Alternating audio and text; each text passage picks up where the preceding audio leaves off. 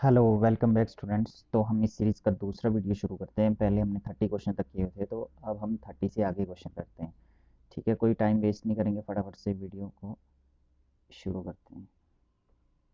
31 question है, which hammer is use to increase the length of the metal.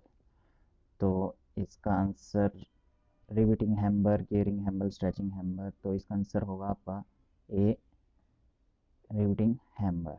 ठीक है, अगला क्वेश्चन है, what is the standard length of the PVC pipe. जो घरों में वो पीवीसी पाइप्स लगती है वायरिंग के लिए, उसकी लेंथ कितनी होती है? उसका आपको 3 मीटर। ठीक है, चलो। मोर suitable cable in chemical industries is. बहुत सूटेबल केबल कौन सी होती है? लेड कवर्ड होती है केमिकल इंडस्ट्रीज के लिए। ठीक है, the power factor can be calculated by 2 watt meter method.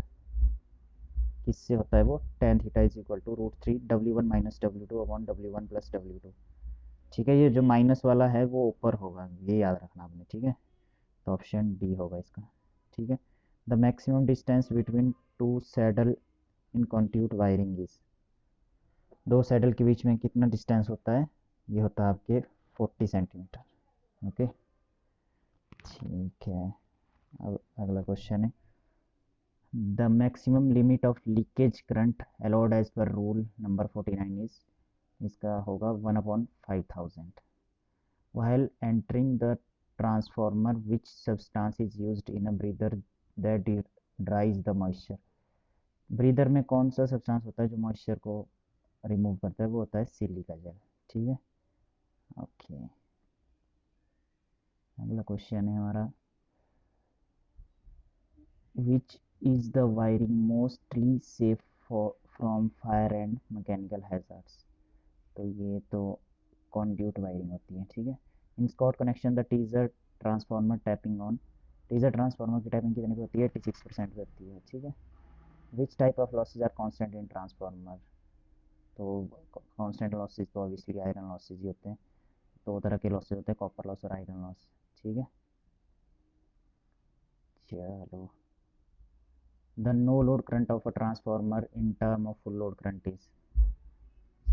In options को देखा जाए, वैसे 1 to 5% होती है, बट ये ऑप्शन ऐसे उठांग से दिए हुए हैं, तो इस हिसाब से इसका आंसर होगा यहाँ पे 1 to 3%। ठीक है, the process by which an EMF induced in a DC generator is dynamic process होता है। Insulation of commutator is of. Insulation commutator की किसकी होती है? माइका की होती है। ठीक है, in generator number of slip rings depends upon. Slip rings किस पे डिपेंड्स करते हैं आपके? Number of coils. The insulation paper, insulation between the two segments of commutator is. फिर से रिपीट हो गया क्वेश्चन, देखो आपका माइका। ठीक है, the resistance of a DC motor eight starting is generally. Starting में डीसी मोटर का रेजिस्टेंस कितना होगा आपके? सम ओम्स, बिल्कुल कम होगा। ठीक है, क्योंकि स्टार्टिंग करंट बहुत हाई होती है।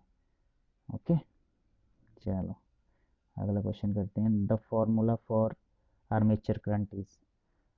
अब ये आर्मेचर करंट मोटर की पूछी है, जनरेटर की पूछी है, ये अब फिर से वैसी गड़बड़ है इस क्वेश्चन में। बट चलो, क्या बोलते हैं, ये ऑप्शंस को देखा जाए तो मोटर का लग रहा है मुझे, तो इसका ऑप्शन होगा बी। ठीक है, the change of copper loss in DC motor is. The change of copper loss in DC motor is change in voltage, change in speed, change in load. तो इसका होगा आपका चेंज इन लोड। ठीक है, okay. The material used for motor stamping is. Material used for motor stamping is silicon steel. Starter is used to start the motor to decrease the armature current starting.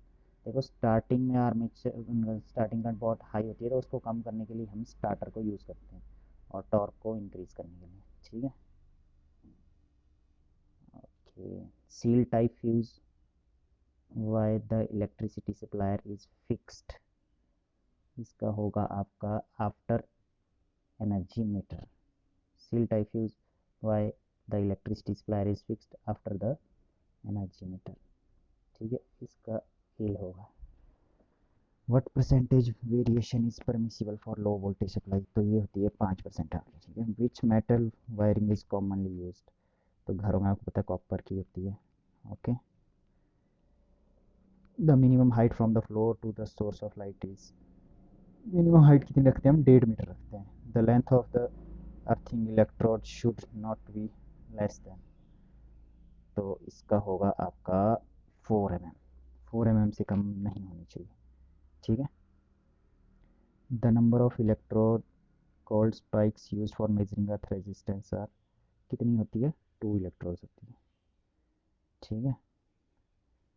अब आपके instrument transformer is use to measure voltage current, voltage and current power, ये क्या option दी हुई है, इन options को देख के voltage and current होना चाहिए इसका वैसे, बट जो आंसर की उन्होंने दी थी उसमें वोल्टेज दिया होता है, बट वोल्टेज और करंट दोनों को मेजर करता है, ठीक है। What is the size of the plate for earthing of electrode, तो इसका होगा आपका 60 सेंटीमीटर इंटू 60 सेंटीमीटर, ओके। तो which of the following place is used for the plate earthing, building, generating station, electrical appliances, computer circuits, तो इसका होगा आपका generating station.